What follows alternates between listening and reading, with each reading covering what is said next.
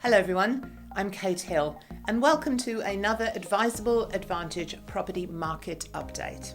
Before we get started, please do subscribe to our YouTube channel and hit that notification bell so that you don't miss out on all our fabulous free content, our news updates, our suburb analysis reports and our free webinars. If you're enjoying all this free content, then please click that like button too. You can watch our video here, and I've also listed it in the description below to get a current weekly news update. So what's going to happen to the Australian property market in and post-COVID? It doesn't really seem that long ago that property markets across Australia were strong and we were on track for one of the best performance years in most locations. Since then, we've had a global pandemic, various climate disasters. We've been locked down in differing degrees of severity as we have collectively fought against the virus pandemic situation that none of us has experienced before. Now restrictions are starting to ease slowly, and we are all looking forward to some sort of normality returning to our lives. Now, of course, we face the hard task of getting our economy moving again, with the property sector being a vital cog in that wheel. Up until now, property markets have held their ground, as they have done throughout historical economic shocks. And there really is no reason we can foresee that that won't happen again, especially with historically low interest rates likely to stay around for the foreseeable future.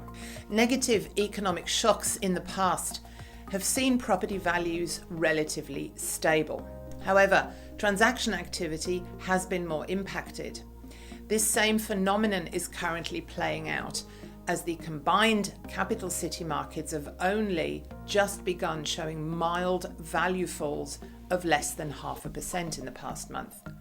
Due to COVID-19 and the resultant economic shutdown, the operating environment for the housing market has changed quite significantly. So we wonder whether the Australian housing market is now on the cusp of another downturn. So let's look at what's happened so far.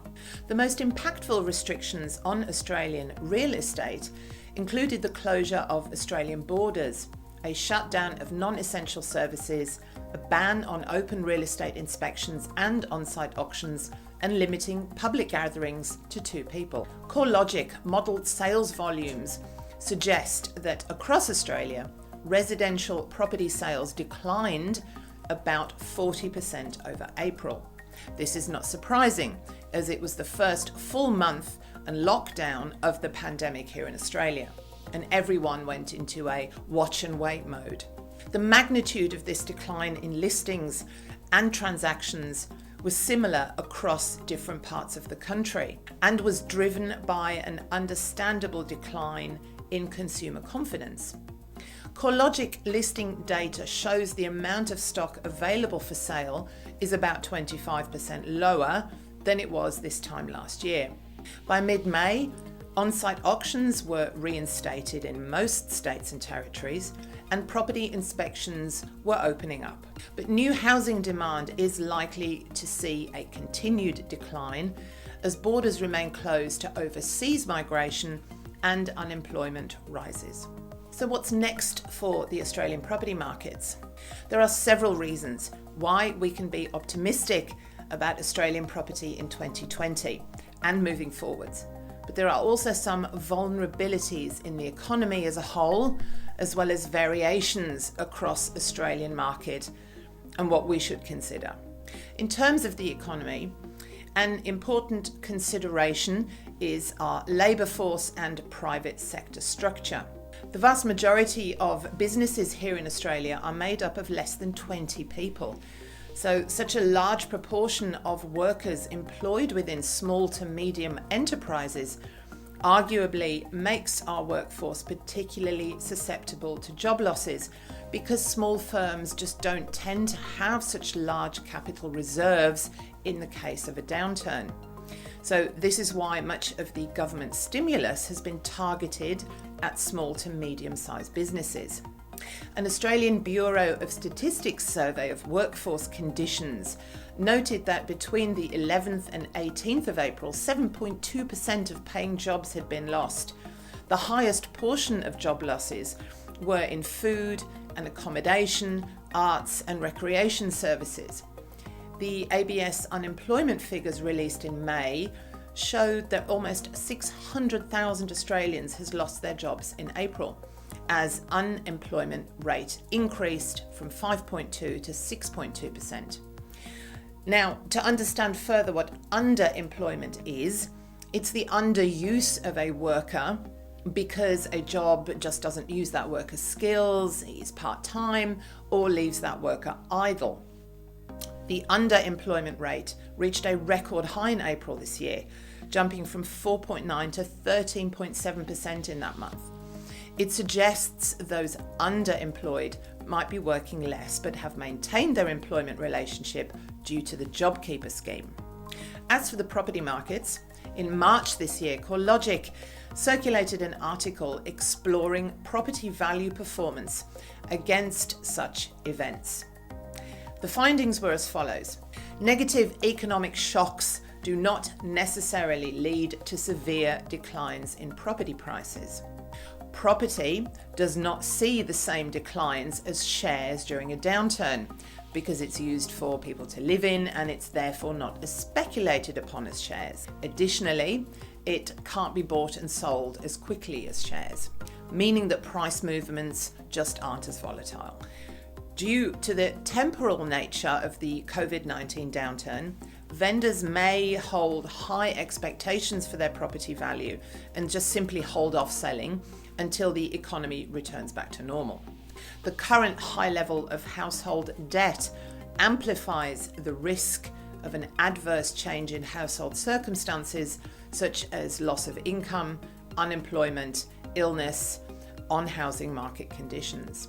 The number of property transactions have seen more severe declines in response to economic shocks and could be even more affected amid the COVID-19 downturn. To date, housing values have only shown a mild slowdown. By early May, capital city housing values fall by less than 0.5% over a month, and this is led by Melbourne, where values are down about 0.5%. The current low level of listings signals a tough period for those developing and selling residential real estate. But it also signals that so far there's a lack of distressed sales flooding the market because not many people actually have to sell at the moment. Now, it is likely that the mortgage repayment holidays have protected people from distressed sales at a time of rising unemployment, falling wages, and falling numbers of hours worked. As of late May, we are seeing listing numbers start to return, as well as buyer activity and sentiment increase. Another pain point in some areas of the real estate market is rents, of course. CoreLogic once again recorded a 0.4% decline in rent prices nationally over April, which was led by Hobart, where rents declined 1.1%. However, as an aside, we are finding that this is very much localised. There are many well-performing areas across Australia where rents are steady and also increasing because of solid local economies.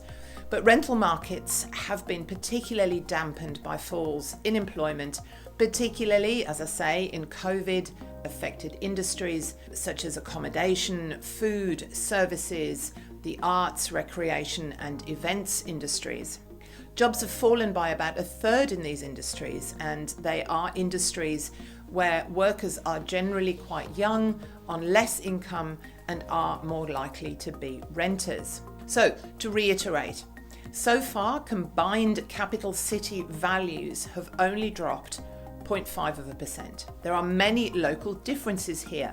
Again, with many areas, suburbs around Australia actually rising in value due to lack of quality listings, but also continued and even rising buyer demand.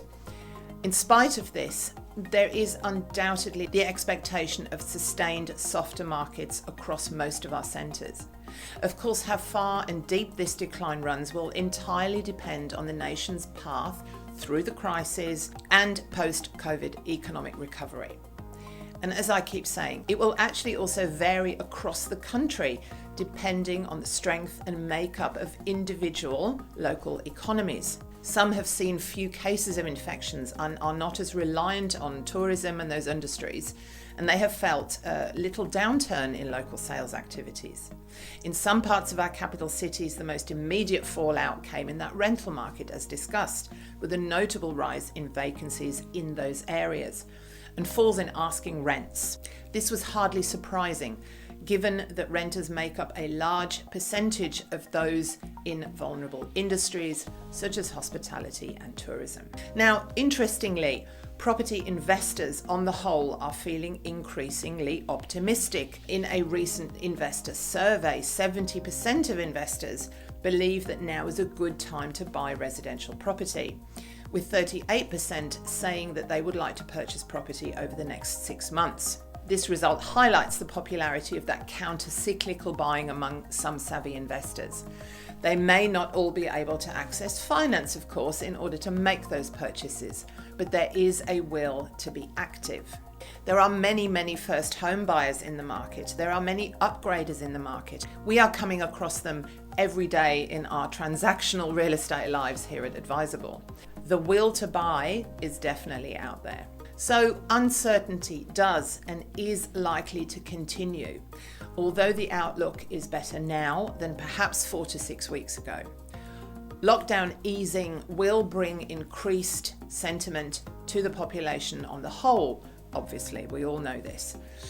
If this can be coupled with an imminent turnaround in the economy where paychecks begin flowing once more, the fiscal pains will be less chronic, and we can definitely look forward to a bounce back in the property sector sooner than all the doomsayers may have expected. Please subscribe to our YouTube channel so that you don't miss out on all our free content, our area reports, our webinars, and all our news updates. Do leave a comment below and let us know if you've got any questions or concerns about property or suggestions as to content you might like. Please check out our website for more details on our services and how our advisors and buyers agents can help you. And I will see you very soon. Bye.